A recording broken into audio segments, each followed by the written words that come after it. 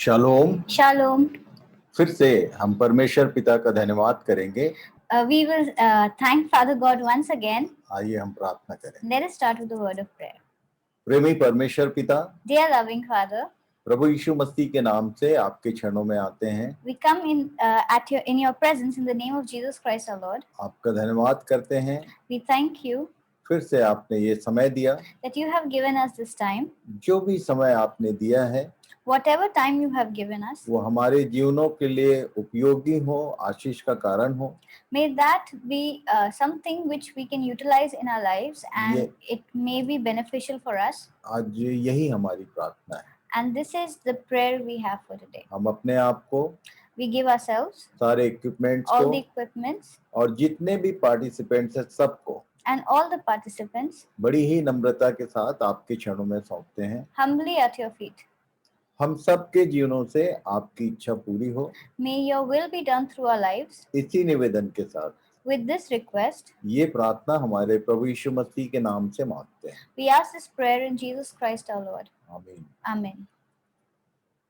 तो फिर से आप सबों का इस अध्ययन में स्वागत है। So I would like to welcome you all again in this Bible study. मैं विश्वास करता हूँ कि हम रोज आशीष को प्राप्त कर रहे हैं।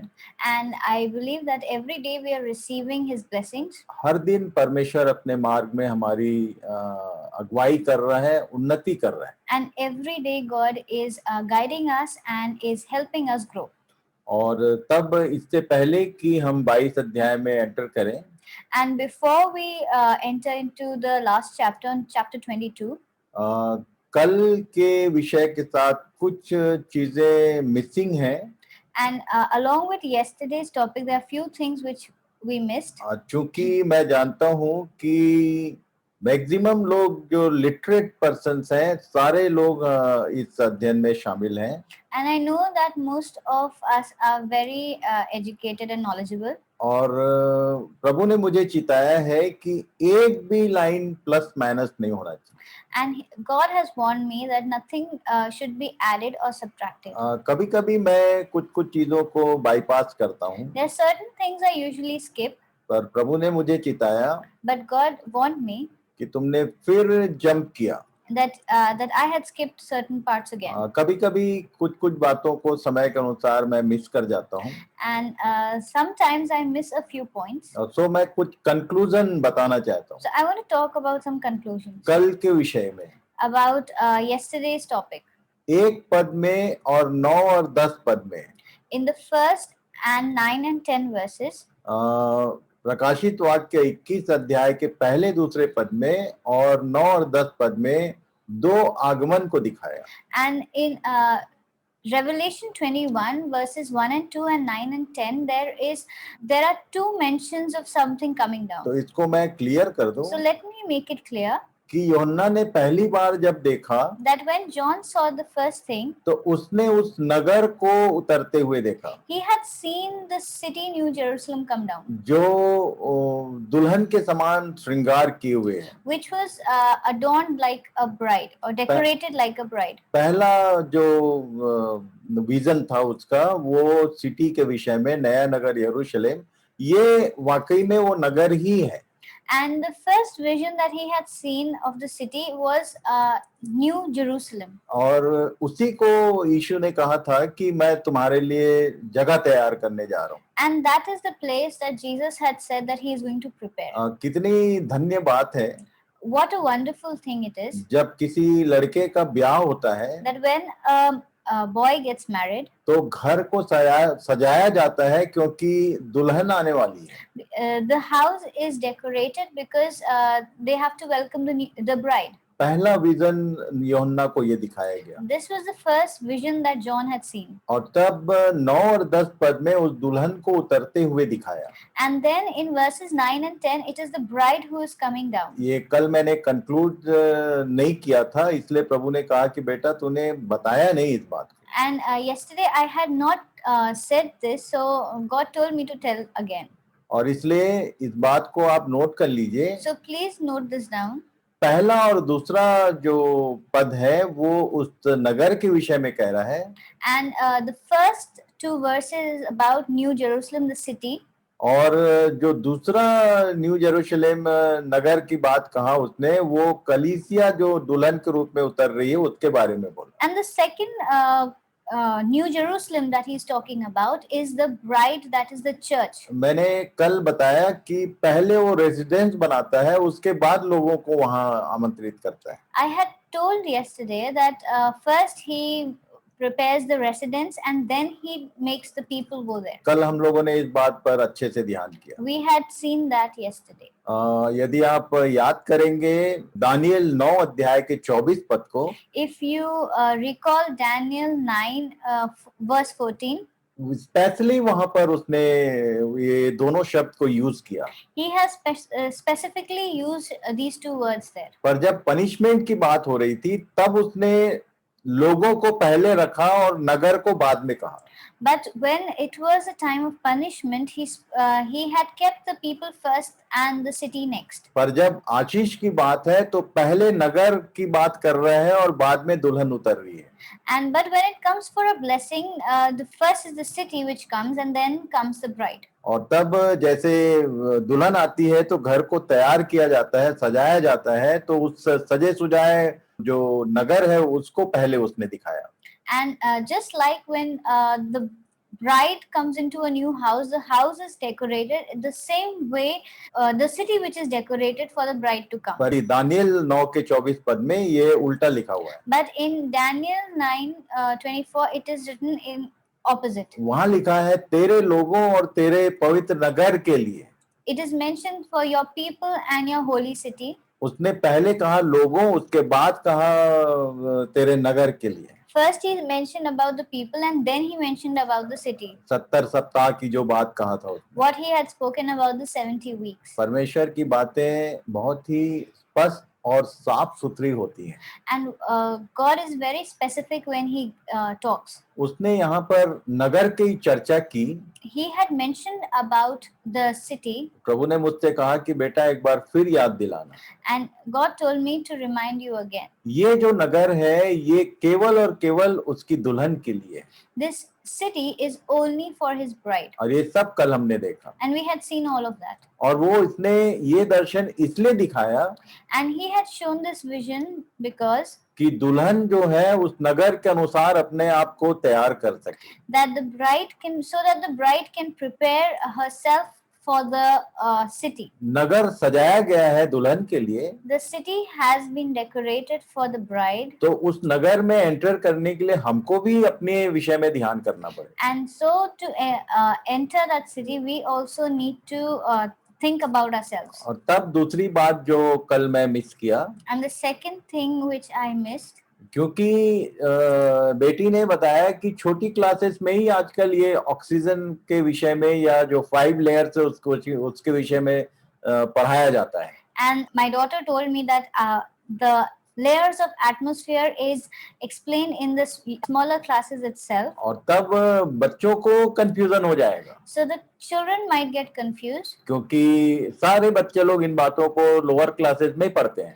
Because in the lower classes itself, the children learn about these things. और तब मुझे प्रभु ने समझाया कि बेटा ये एक भी लाइन तेरा ऊपर नीचे कुछ नहीं होना चाहिए। Then being a man of God, God told me that I need to be well prepared and nothing should be added or subtracted. जो जीवित प्राणी है और जो ये जो पृथ्वी है उसकी सुरक्षा के लिए सूर्य की का जो टेम्परेचर है वो डायरेक्ट ना पड़े करके परमेश्वर ने अद्भुत उपाय किया हुआ है। And so that we are saved from the deadly rays of the sun, God has made a way for us to survive on earth, जिसको हम लोग वायुमंडल कहते हैं। which is known as the atmosphere. ये इंग्लिश में atmosphere है, हिंदी में हम लोग वायुमंडल कहते हैं। ये 5 भागों में 5 लेयर्स में डिवाइडेड है। The atmosphere is divided into 5 layers. और तब जो हमारा ये जो पृथ्वी की जो सतह है इसमें 21% ऑक्सीजन है। And the oxygen level around the earth, near the surface of the earth, is around 21%. percent. First layer में 21% ऑक्सीजन है और उसके साथ और भी गैसेस जुड़ी हुई हैं. In the first layer of the atmosphere, there's 21% of oxygen, and then there are more gases which make up the rest of the 79%. और ये जो गैसेस के जो लेयर्स हैं उसी को हम लोग एटमॉस्फेयर या वायुमंडल के रूप में जानते हैं. And the layers of gases is known as the atmosphere.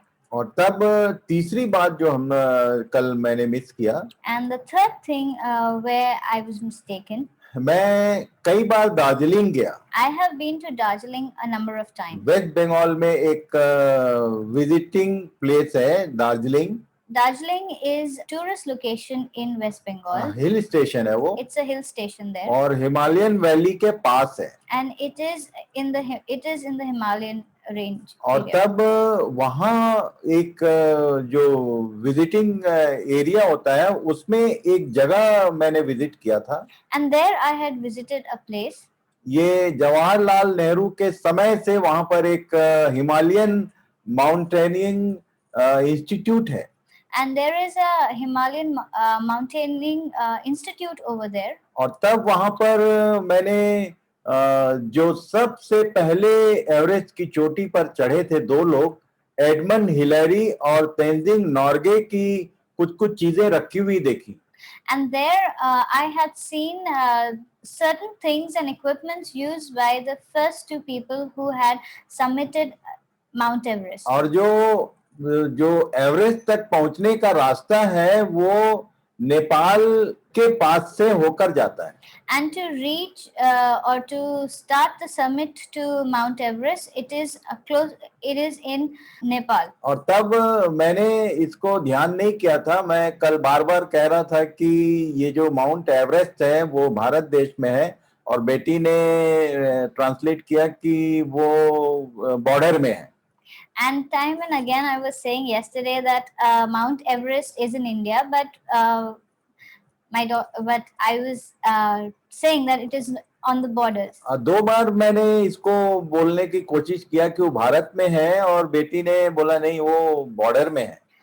There were 2-3 times when I was saying it is in India and she was saying that it is not. इसके लिए भी प्रभु ने मुझसे बात किया. And for the same, God also had told me कि बेटा तेरी कोई भी जानकारी गलत नहीं होनी चाहिए. that nothing that your knowledge should not be wrong. और तब मैंने पूरा इतिहास रात में लगभग 3 बजे रात तक बैठ के मैं इसको पूरा पढ़ता रहा.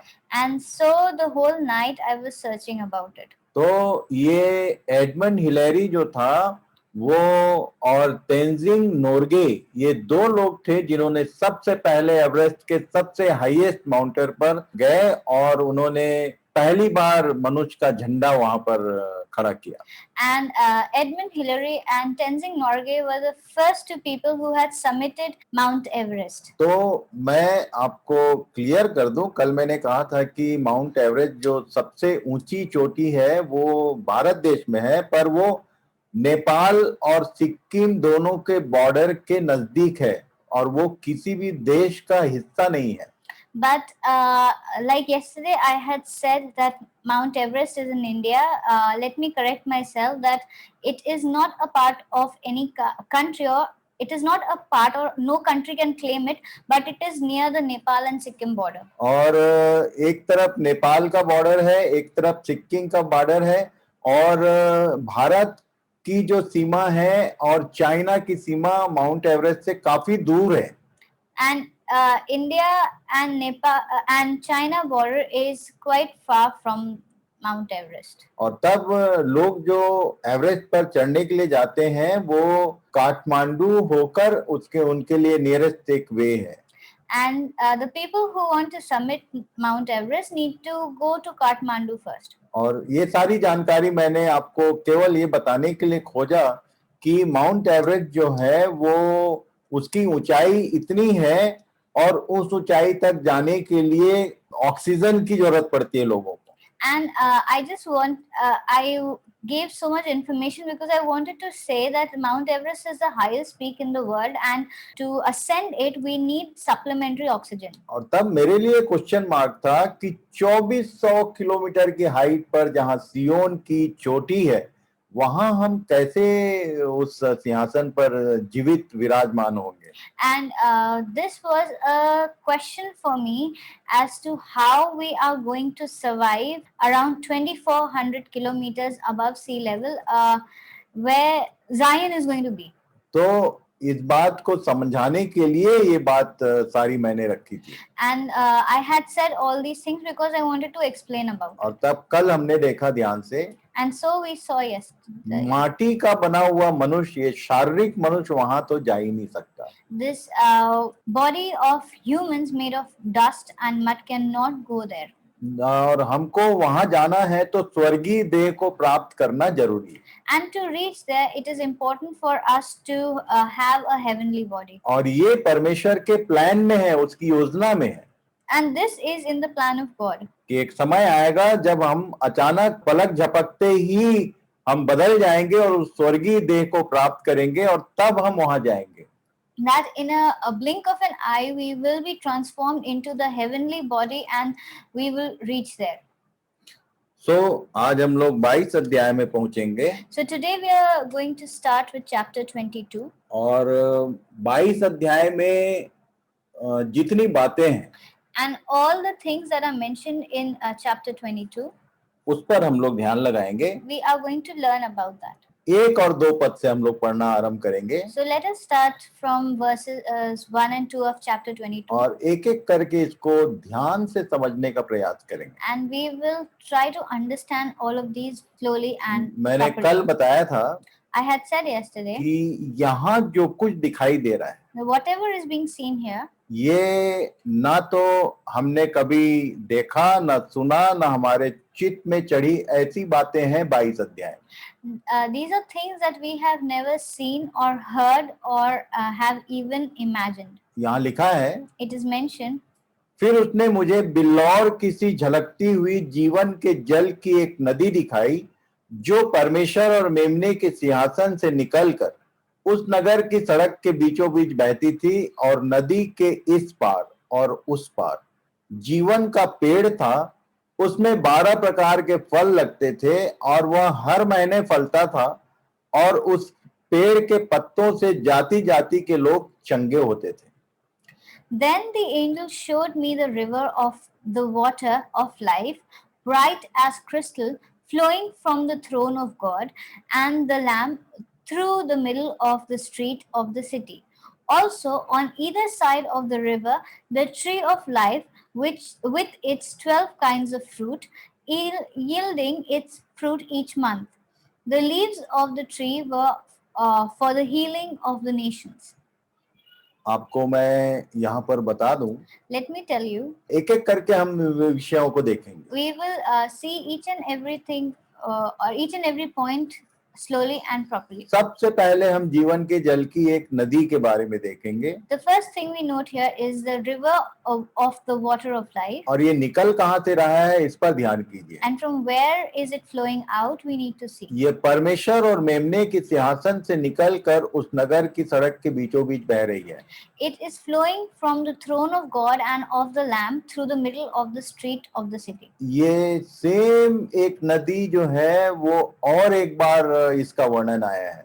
And the same river has been mentioned once before. अब दोनों को यदि आप मिलाएंगे तब जो बात मैं बताना चाहता हूँ वो ठीक समझ में आएगा। And if you compare both of them, then you'll understand what I mean to say. ये जब 1000 वर्षीय राज्य होगा, When the millennium kingdom will be here, उस समय भी ये जो यरूशलेम है वो कैपिटल होगा। again Jerusalem is going to be the capital. जिस समय एंटीक्राइस्ट के क्लेश काल के बाद 1000 वर्ष के लिए हम मसीह यहाँ पृथ्वी पर आएगा और अपने लोगों के साथ राज्य करेगा। And when after the tribulation of the Antichrist, when Christ will come and rule for 1000 years along with his people, तो उस समय भी ये जो यरूशलेम अभी है वो कैपिटल होगा। the Jerusalem that we know of now will be the capital then. इसीलिए गलातियों की पत्री में पौलुस ने कहा 2 यरूशलेम है। And that is why in Galatians, Paul has said there are two Jerusalems, एक ऊपर की और एक नीचे की. one which is above and one which is here. तो ये नीचे वाली यरूशलेम के विषय में भी लिखा है कि मंदिर के नीचे से एक जल की नदी बह रही है. And for the Jerusalem here, there is a mention of a river of life flowing out. पर दोनों में फर्क क्या है ये आपको मिलाना पड़ेगा, तब समझ में आएगा कि ये परमेश्वर के नगर में जो इटर्नल नदी होगी वो कैसी है. And then you need to compare the both to find the difference, and then you will understand what will be, why is this river which is flowing from the throne of God different. तो 1000 वर्षीय राज्य में जो नदी होगी, So the river which will be in the millennium kingdom, उसका वर्णन यहेजकेल 47 अध्याय में है. the mention of that is in Ezekiel 47.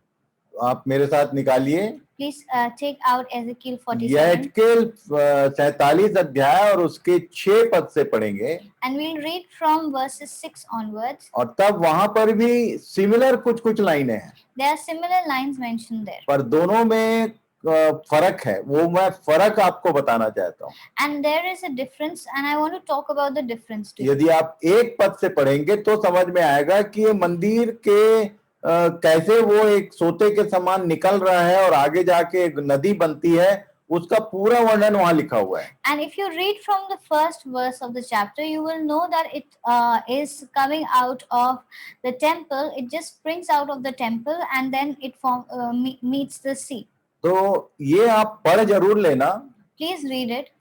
यहेजकेल 47 अध्याय, Ezekiel 47. वो जो मंदिर है तो 1000 वर्षीय राज्य का, ये उसके विषय में वर्णन कर रहा है. And he is talking about the temple of the millennium kingdom. और तब 47 और 48 अध्याय दोनों पढ़ लेना तो आपको समझ में आएगा कि उसकी रचना जो है वो इसी का मॉडल है.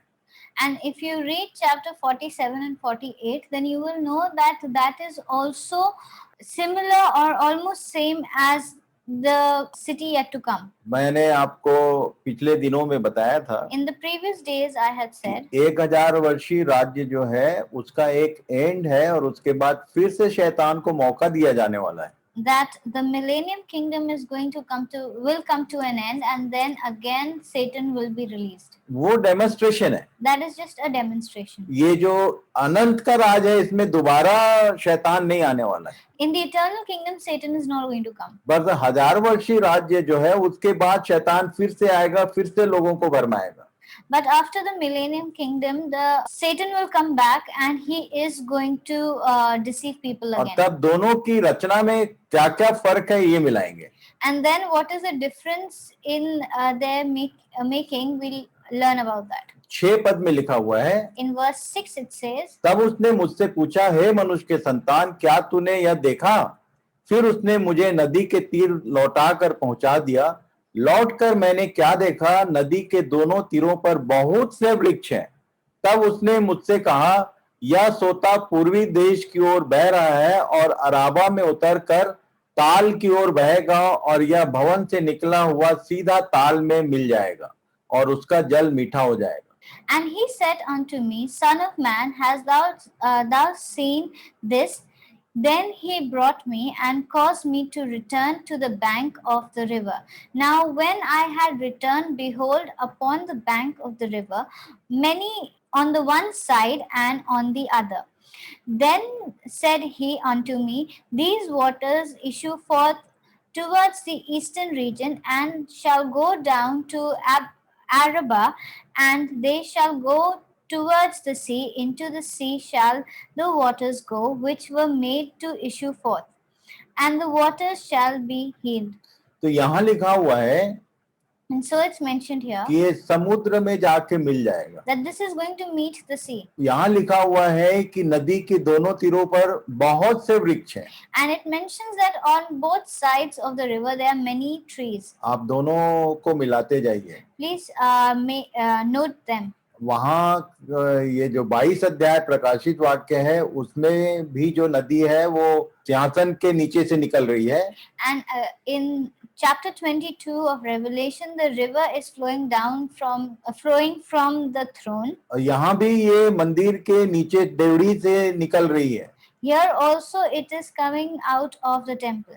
पर ये नदी जो है इसके दोनों तीरों पर बहुत सारे वृक्ष हैं, जबकि वहां एक ही जीवन का वृक्ष है. And there are many trees on the banks of this river, but of that river there is only one tree. और ये यहजकेल वाला जो नदी है वो समुद्र में जाके मिल जा रहा है.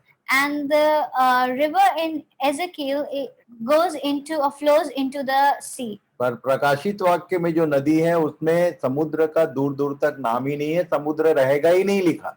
And the river in Revelation 22, there is no mention of the sea. There is going to be no sea. ये डिफरेंसेस मिलाते जाइए.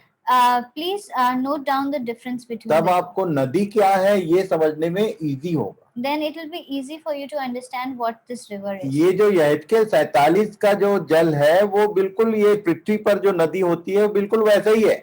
The river that is of Ezekiel is the one which is exactly like the river which is on the earth. और जितनी बड़ी नदियां हैं वो सब समुद्र में जाके मिलती हैं. All the major rivers join or flow into the sea. और तब यहाँ पर लिखा है कि ये जो नदी है वो जो भवन से निकल कर आ रहा है वो सीधे समुद्र में जाके मिलेगा. And here again the river similarly here goes and flows into the sea. आगे क्या लिखा है? What is mentioned यहजकेल 47 in Ezekiel 47, उसके 9 और 10 पद में लिखा है, in verses 9 and 10 it says, जहां जहां यह नदी बहे वहां वहां सब प्रकार के बहुत अंडे देने वाले जीव जंतु जिएंगे और मछलियां भी बहुत हो जाएंगी, क्योंकि इस सोते का जल वहां पहुंचा है और ताल का जल मीठा हो जाएगा. और जहां कहीं यह नदी पहुंचेगी वहां सब जंतु जिएंगे. ताल के तीर पर मछुए खड़े रहेंगे और एनगदी से लेकर एनेग्लैम तक वे जाल फैलाएंगे और उन्हें महासागर किसी भांति भांति की अनगिनत मछलियां मिलेंगी. And it shall come to pass that every living creature which swarms in every place whither the river comes shall live, and there shall be a very great multitude of fish, for these waters come thither, and the waters of the sea shall be healed.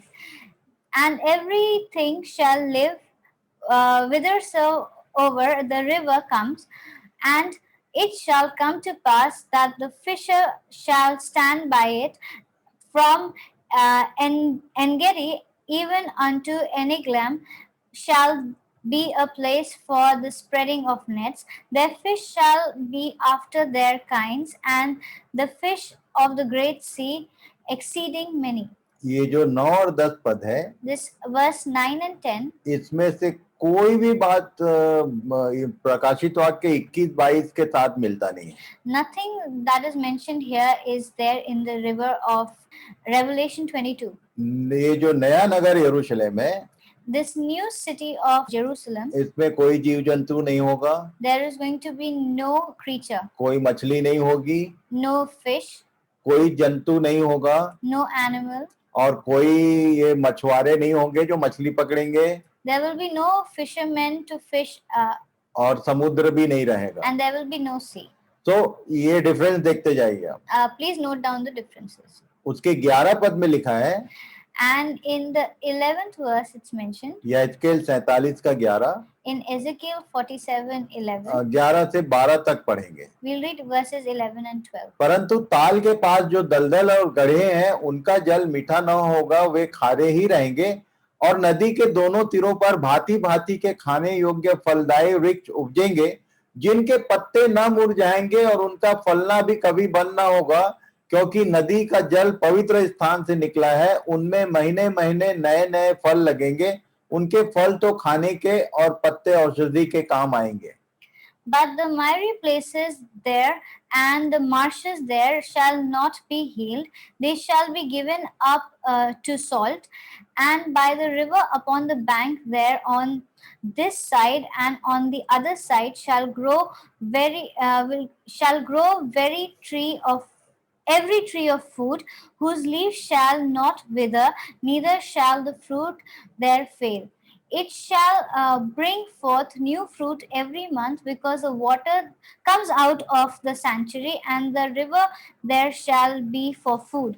The fruit shall be for food, and the leaf should be or will be used for healing. 11 पद का कोई वर्णन प्रकाशित वाक्य 21-22 में नहीं है. There is no mention of anything that is mentioned here in verse 11 in uh, Revelation 22.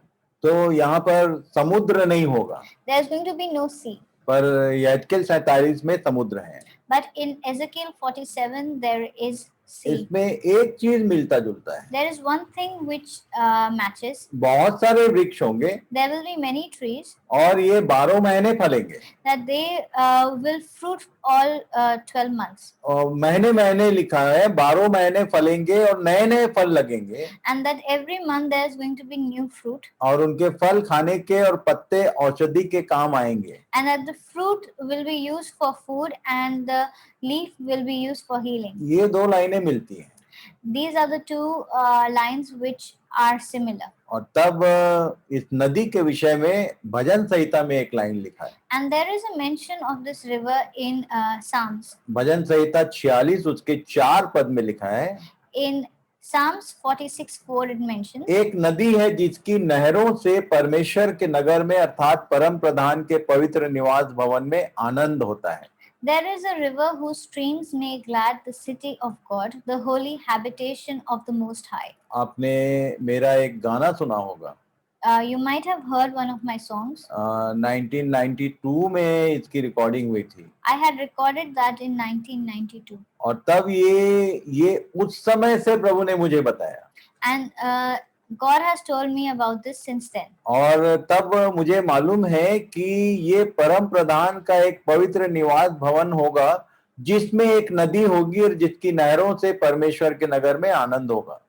And God has told me, and since then I know about this city which will have the temple of God, and from there will flow the river of life. इसके विषय में यशायाह ने भी कुछ लिखा. And Isaiah has mentioned about the river too.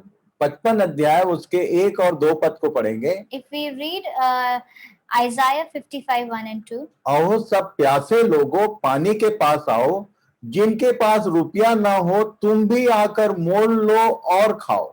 दाख मधु और दूध बिन रुपये और बिना दाम ही लेकर आकर ले लो. जो भोजन वस्तु नहीं है उसके लिए तुम क्यों रुपया लगाते हो, और जिससे पेट नहीं भरता उसके लिए क्यों परिश्रम करते हो. Come everyone who thirsts, come to the waters, and he who has no money, come buy and eat. Come buy wine and milk without money and without price. मैं आपको बताना चाहता हूँ I want to tell you ये किस पानी की और किस खाने की बात कर रहा है. what water and what food is he talking about. ये बोलता है कि ये ऐसा पानी है जिसका दाम रुपया नहीं है. And he says this is the water which one cannot buy. पर बिना इसको मोल लिए तुमको ये नहीं मिलेगा. But without a price you cannot buy. मैं इन बातों को समझना चाहता था, मैं कभी नहीं समझा. I wanted to know these things and I never पर understood. मैं समझना चाहता था, मेरे अंदर इच्छा रहती थी But I had a desire to understand कि ये this. कौन सी चीजें होंगी जो इस संसार के रुपये से खरीदी नहीं जाएंगी, पर इसका कोई ना कोई एक कीमत होगा. That what are these things which will come at a high price but cannot be bought by the money of the world. आप प्रेरितों काम एक होमवर्क यहाँ दे देता हूँ मैं आपको. प्रेरितों के काम में आप खोजना. Let me give you a homework here, that search this in Acts. उसने वहाँ कहा है He has mentioned there कि परमेश्वर हाथ के बनाए हुए मंदिर में रहता नहीं है. that God does not reside in the temple made by hand. और ना वो किसी वस्तु का प्रयोजन रखकर तुमसे कुछ चाहता है। and neither does he want you to give him anything materialistic. आज के दिन लोग यीशु नाम से रुपया कमा रहे हैं। And these days, people are earning a lot of money in the name of Jesus. मुझे बोलने में बिल्कुल भी भय नहीं लगता है And I'm not scared in saying कि this, कुछ लोग हैं जो केवल रुपये के नाम से ये काम में हाथ डाले हैं। that there are many people who have come into the ministry only for money. उन लाइनों में लिखा हुआ है प्रेरितों काम की पुस्तक में In Acts, it is mentioned कि वो हाथ के वस्तुओं का प्रयोजन, उसको तुम्हारे किसी चीज का प्रयोजन है ही नहीं। he does not require the things of that are man-made. तो वहां ध्यान से आप देखोगे तो एक चीज है जो उसको चाहिए, And if you search there, you'll find that there's one thing that he desires, तुम्हारा जीवन और तुम्हारा श्वास। that it is your breath and your life. जो जो उसने दिया है वो ही उसको चाहिए, What he has given is what he wants. इसलिए यहाँ लिखा हुआ है And so it is mentioned. कि ये एक ऐसा पानी है मेरे पास जिसका दाम रुपयों में नहीं है, तुम्हारा जीवन चाहिए, मोल लो, अपना जीवन दो और खाओ पियो। And so it is mentioned here that this water is the one which you can only pay through your life and breath, and once you pay that, you can eat and drink water as much as you want. दो दूसरे पद में लिखा है कि जो भोजन वस्तु नहीं है उसके लिए तुम क्यों रुपया लगा रहे हो, उसके लिए क्यों परिश्रम कर रहे हो। And in the second verse it says that what is not edible or not to be eaten, why are you putting in so much money for अब that? याद कीजिए कि शैतान ने यीशु से कहा था, If you recall that Satan had said to Jesus, सबसे पहले जब वो उसकी परीक्षा लेने आया तो सबसे पहले यही बोला, the first time when he came for to tempt him, he said this, पत्थर को रोटी बनाओ और खा ले। that turn these stones into bread and eat it. वहां यीशु ने आंसर किया था। And there Jesus had said, चेले जब 4 अध्याय यूहन्ना में रोटी मोल लेकर आए और उसको खा ले बोल रहे थे, तब भी उसने उसको मेंशन किया। and then in chapter 4 when the disciples had also told him, had brought bread and said, asked him to eat, he had said the same thing, कि मेरा भोजन ये नहीं है। that this is not my food. शैतान को भी बोला ये मतलब वहां पर ये प्रकट होता है कि ये रोटी से जीवित नहीं रहेगा मनुष्य, उसके लिए दूसरी चीज है। And there also he had said that it is not bread by which man shall live. और तब स्वर्ग में जो पानी है और जो फल है वो उसके बारे में बाइबल क्या बोलती है ये मैं आपको बताने वाला हूँ। And then what does the fruit and the water that is in heaven, what does the Bible say about that? I want to tell you that. इसी के लिए यीशु ने पुकार कर लोगों को इनविटेशन दिया था। For this Jesus had called out and asked the people. यूहन्ना 7 अध्याय उसके 37 से आगे पढ़ेंगे। We'll read from John chapter 7 verses 37 onwards. लिखा हुआ है, It says, पर्व के अंतिम दिन जो मुख्य दिन है, यीशु खड़ा हुआ और पुकार कर कहा, यदि कोई प्यासा हो तो मेरे पास आकर पिए, जो मुझ पर विश्वास करेगा जैसा पवित्र शास्त्र में आया है, उसके हृदय में से जीवन के जल की नदियां बह निकलेंगी। उसने यह वचन उस आत्मा के विषय में कहा जिसे उस पर विश्वास करने वाले पाने पर थे, क्योंकि आत्मा अब तक उतरा न था, क्योंकि यीशु अब तक अपनी महिमा को न पहुंचा था। On the last day of the feast, the great day, Jesus stood up and cried out, if anyone thirsts, let him come to me and drink. Whoever believes in me, as the scripture has said, out of his heart will flow rivers of living water. Now this he said about the Spirit, whom those who believed in him were to receive, for as yet the Spirit had not been given, because Jesus was not yet glorified. मैंने बहुतों को प्रचार करते सुना। I heard many people preach. एक से एक कहानी बताते हैं लोग जीवन के जल के विषय में। There are many things that people say about the living water. ये जो जीवन का जल है, This living water, ये बहुत ही सरल शब्दों में यीशु ने यहाँ पर क्लियर बोला है। in very simple words, Jesus has described it. जीवन के जल की नदी उसने और किसी चीज के लिए नहीं कहा था, उसके आत्मा के लिए कहा था। He had said by living water he meant the spirit and nothing else. और ये जो जीवन के जल की नदी बह रही है वहां पर, And the river of living water which is flowing out, प्रकाशित वाक्य 22 अध्याय में जिस नदी की बात कहा उसने, the river of Revelation 22, बिल्लौर किसी झलकती हुई जीवन के जल की नदी, this crystal clear river of living water, ये और कोई नहीं है, परमेश्वर का आत्मा है जो वहां बह रहा है। that is nothing but the spirit of God which is flowing out. हम लोग नदी बोलने से सोचते हैं कि ये जो हम लोग नदी देखते हैं उस तरह की कोई नदी है। And whenever we use the word river, we always imagine the river that we see flowing. वहां इस तरह के किसी नदी की कोई जरूरत नहीं है। There is no need of a river that we have on earth. यीशु ने अपने मुंह से ये बात कही। Jesus has said this on his own. उसने ये बात उस आत्मा के विषय में कहा था जिसको लोग पाने वाले थे, अर्थात जीवन के जल की नदी जो है उसकी आत्मा है। And whatever he had said about the river was actually about the spirit which people were to receive. यहाँ भी और वहां भी ये पवित्र आत्मा ही है जो जीवन के जल की नदी है। And here and over there also the river is the spirit which everyone is going to receive. और इसीलिए उसने बार बार कहा, And so he has said again and again, कि इस वचन में ना तो कुछ घटाना ना कुछ जोड़ना, that do not add or subtract anything from the word. और इसलिए प्रभु सहायता करे कि हम इन बातों को ठीक ठीक समझें। So God guide us that we understand these things well. कि ये जीवन के जल की जो नदी है ये कुछ नहीं, परमेश्वर का आत्मा है। That this river of living water is nothing but the spirit of God. इसी से हमारी प्यास वहां बुझने वाली है। And this is what is going to end our thirst. और तब 40 और 43 पद में क्या लिखा है, यही यूहन्ना 7 अध्याय के, And what is mentioned in John 7:40 and 43. ये सुनकर भीड़ में से किसी ने ये बातें सुनकर कहा, सचमुच यही वह भविष्यवक्ता है। औरों ने कहा यह मसीह है। परंतु किसी ने कहा, क्यों, क्या मसीह गलील से आएगा? क्या पवित्र शास्त्र में यह नहीं आया कि मसीह दाऊद के वंश से और बैतलहम के गांव से आएगा जहां दाऊद रहता था? तो उसके कारण लोगों में फूट पड़ी। When they heard these words, some of the people said, "This really is the prophet." Others said, "This is the Christ."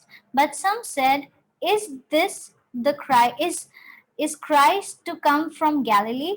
Has not the scripture said that the Christ comes from the offspring of David and comes from Bethlehem, the village where David was?" So there was a division among the people over him. Some of them wanted to arrest him, but no one laid his hands on him.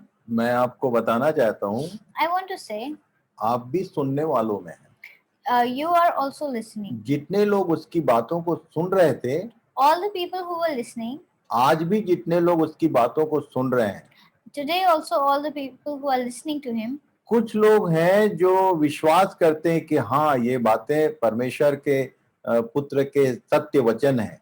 some believe that these are the true words of the Son of God. अब कुछ लोग कहते हैं कि ये बात कोई American बोलेगा तब समझ में आएगा, ये इंडियन लोगों को कुछ मालूम नहीं है।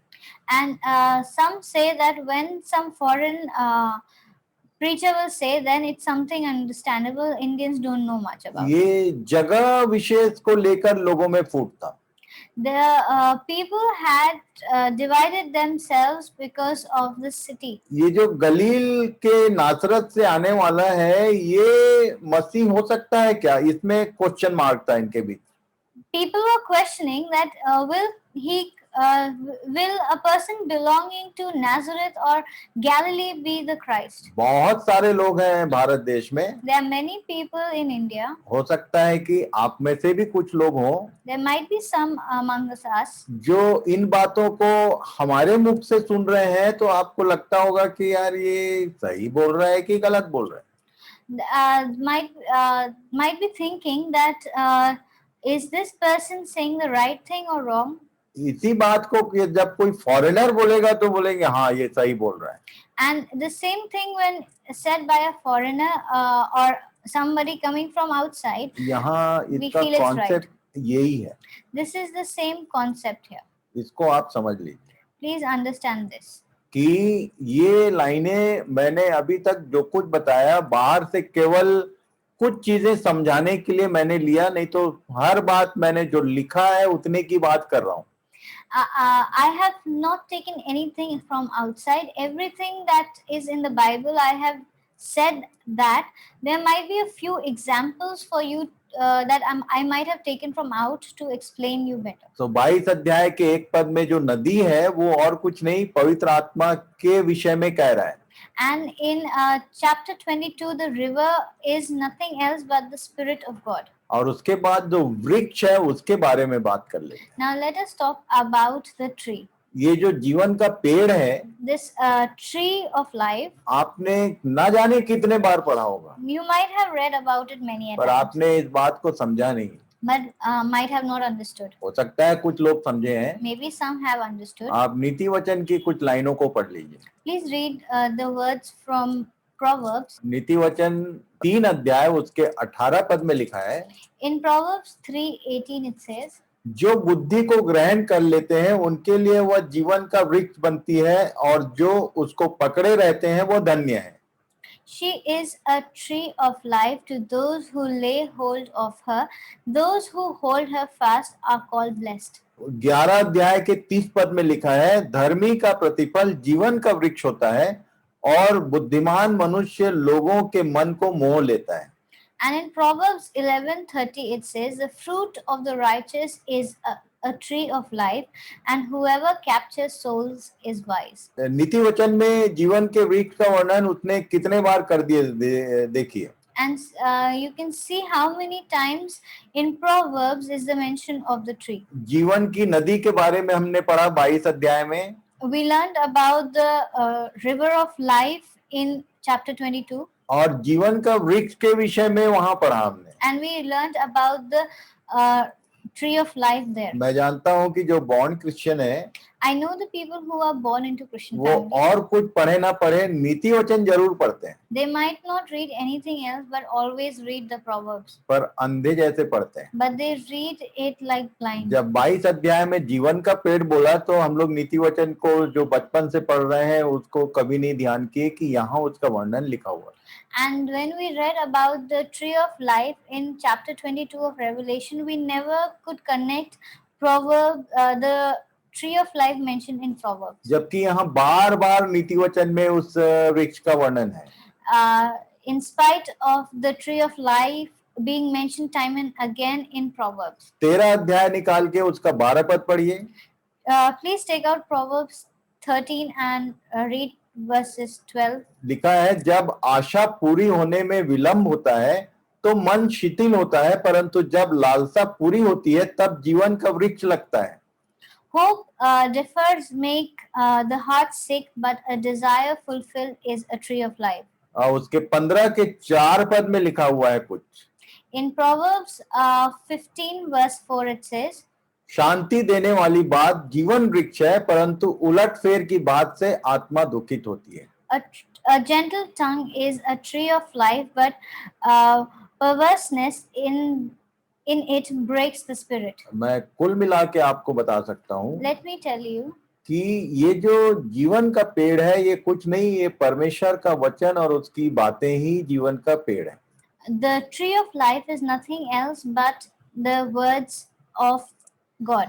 स्वर्ग से 2 चीजें उसने हमको दिया है। And he has given us 2 things from heaven. उसका वो वचन जो जीवन का पेड़ है, His word, which is the tree of life, और उसका आत्मा जो जीवन की नदी है, and his spirit, which is the river of living water. और यही दोनों मिलकर हमको वहां जाने योग्य बनाते हैं। And these are the 2 things which make us able to go there. हमको स्वर्गीय बनाने का काम करते हैं। These are the 2 things which will make us heavenly so that we can go there. और इसीलिए जिन लोग इन दोनों का आदर करते हैं, इन दोनों के साथ चलते हैं, जो परमेश्वर के वचन और उसके आत्मा का आदर करते हैं, वे लोग वहां जाने वाले हैं। And so the people who respect and honor the word of God and the spirit of God are the people who will go there. इसलिए पौलुस ने अलग अलग ढंग से न जाने कितने बार कह दिया And so Paul in different ways has said कि आत्मा के चलाए चलो और शरीर की लालसाओं को पूरी मत करो, that follow the spirit and not the desires of the fleshly body. परमेश्वर हमारी सहायता करे God guide us कि हम इन बातों को ठीक ठीक समझें, that we should understand these things well. और तब इसके बाद आगे बढ़ेंगे। And then we'll read further. भजन संहिता 1 अध्याय उसके 1, 2 और 3 पद को पढ़िए। We'll read Psalms 1 verses 1 to 3. उसने यहाँ एक मनुष्य को वृक्ष के साथ में तुलना कर दिया। Here he has mentioned a human as a tree. आज के दिन आप इस यहीं पर हम कंक्लूड करेंगे So we'll conclude here कि ये जो जीवन का पेड़ है वो कैसे एक मनुष्य ही जीवन का पेड़ बनता है, that how man is the tree of life. ये प्रकाशित वाक्य 22 अध्याय और एहजकेल 47 अध्याय में बार बार जो वृक्ष का वर्णन है वो किसके बारे में कह रहा है? And in the tree that is mentioned in Revelation 22 and Ezekiel 47, what are the trees? ये जो लाइनें हैं भजन संहिता की ये भी हमारे लिए नए नहीं है, पर इसको हमने समझा नहीं। But these lines which are of Psalm are nothing new to us, but we have never understood it. आप परमेश्वर का धन्यवाद कीजिए कि उसने हमको लॉकडाउन करके ये समय दिया कि हम इस तरह से तैयार हो सकें। And we should thank God that He has helped us to understand these things well because of the lockdown. यहाँ लिखा हुआ है, and it is mentioned here, 1, 2 और 3 पद पढ़ेंगे। verses 1, 2 and 3 say, क्या ही धन्य है वह पुरुष जो दुष्टों की युक्ति पर नहीं चलता और न पापियों के मार्ग में खड़ा होता और न ठट्ठा करने वालों की मंडली में बैठता है, परंतु वह तो यहोवा की व्यवस्था से प्रसन्न रहता और उसकी व्यवस्था पर रात दिन ध्यान करता रहता है। वह उस वृक्ष के समान है जो बहती नालियों के किनारे लगाया गया है और अपनी ऋतु में फलता है और जिसके पत्ते कभी मुरझाते नहीं, इसलिए जो कुछ वह पुरुष करे वह सफल होता है। Blessed is the man who walks not in the counsel of the wicked, nor stands in the way of sinners, nor sits in the seat of the scoffers, but his delight is in the law of the Lord, and on his law he meditates day and night. He is like a tree planted by streams of water that yields fruit in its season, and its leaf does not wither. इस बात को याद रखना, Please remember this. ये उस वृक्ष के समान है जो बहती नालियों के किनारे लगाया गया, जिसको लगातार पानी मिलते रहता है और अपने समय पर फलता है और जिसके पत्ते कभी मुरझाते नहीं। He is like the tree planted by the streams of water, which yields fruits in its proper season, and its leaves never wither. In all he does, he always prosper. इन सब बातों पर आप ध्यान कीजिए। Please concentrate on all these things. और आगे की बातों को हम नेक्स्ट सेशन में देखेंगे। And we'll learn about the rest in the sessions to come. आप दो चीजों पर ध्यान कीजिए। Please concentrate on two things. जीवन के जल की नदी, the river of a living water, और जीवन का वृक्ष। and the tree of life. आज हमने ये केवल दो बात देखा है। We saw these two things only. वहां पर ये दो चीजें दिखाई देंगी। सबसे पहले these two things will be seen by us. नगर के विषय में हमने सीखा। We learned about the city. नगर के भीतर ये बातें दिखाई देंगी। These will be the things inside the city. इस विषय में आपको किसी तरह का डाउट होगा तो आप मुझे कॉल करना। And if you have any doubt, please call me. पहले ही मैंने बताया है कि परमेश्वर ने हमारे लिए ऐसी बातों को तैयार किया है जो हमारे सोच और समझ से बाहर है। And I have already mentioned that God has prepared something for us which are beyond our imagination. पर उसने वचन के रूप में हमको लिखित में सारा चीज दिया है। हम पढ़ते हैं और हम क्योंकि मनन नहीं करते हैं, नहीं ध्यान करते हैं, इसलिए हमको नहीं समझ में आता है। And he has given everything to us in the form of his word, but because we do not meditate on it, we do not understand it well. यहाँ लिखा हुआ है, It is mentioned here. फिर से मैं याद दिला दूं, Let me remind you. धन्य है वह मनुष्य जो यहोवा की व्यवस्था से प्रसन्न रहता और उसकी व्यवस्था पर रात और दिन ध्यान करता रहता है। Blessed is the man who delights in the law of the Lord, and on his law he meditates day and night. प्रभु करे कि आप भी धन्य कहे जाने वालों में शामिल हो। May God bless us all, and that we may be called blessed. और तभी आप सफल होंगे। And only then will we be successful. और हमारे लिए सफल होना कहने का मतलब इस पृथ्वी में बहुत धनाढ्य और बहुत पैसे वाला हो जाना ये नहीं है। And for us to be successful, it is not that we are somebody who becomes very rich in this world. हमारे लिए जरूरी है कि हम सफल हों रैप्चर में जाने के लायक। And for us, our success lies in us being in the rapture. इन सब बातों में प्रभु आपकी सहायता करे। God bless you all in this. आपकी अगुवाई करे। And may He guide you. हम आप लोगों के लिए प्रार्थना करते हैं। We pray for you. आप हमारे लिए भी प्रार्थना कीजिए। You pray for us. ताकि हम सब के सब इन सब बातों में एंटर कर सकें। So that we can understand all these things and we can go there. तो आप सबों को एक बार फिर से धन्यवाद। Thank you once again. And good night. And a good night.